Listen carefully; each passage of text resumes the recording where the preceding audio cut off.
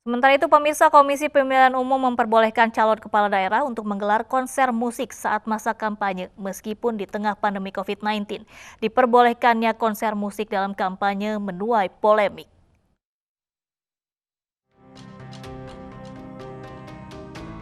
Pilkada serentak tahun 2020 berbeda dengan pilkada serentak sebelumnya karena digelar di tengah pandemi COVID-19. Meski digelar di tengah pandemi, namun Komisi Pemilihan Umum tetap memperbolehkan para calon kepala daerah menggelar konser musik dalam rangka kampanye Pilkada 2020.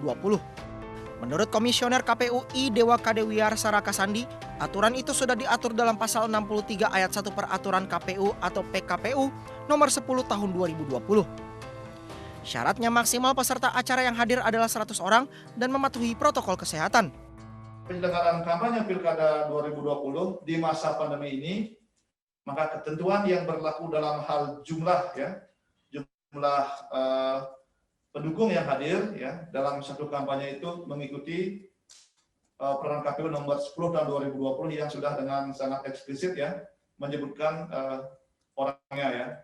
Jadi ada dua alternatif, ada yang kemudian maksimal 50 orang, ada yang maksimal 100 orang sesuai dengan jenis kampanyenya . Meskipun diperbolehkan, Wakil Ketua DPR Sufmi Dasko Ahmad meminta agar bakal pasangan calon Pilkada serentak 2020 menghindari gelar kampanye dalam bentuk konser musik, mengingat masih dalam masa pandemi COVID-19. Penyelenggara pemilu termasuk mengeluarkan izin keramaian juga harus melihat apakah kemudian di tempat tersebut, kasuistik ini, masyarakatnya bisa terkendali atau kemudian zona COVID-nya tinggi. Nah, sehingga itu menjadi pertimbangan untuk kemudian mengizinkan atau tidak mengizinkan.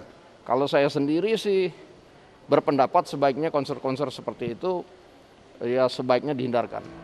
Sebelumnya Satgas COVID-19 menyoroti dibolehkannya konser musik dalam kampanye Pilkada 2020.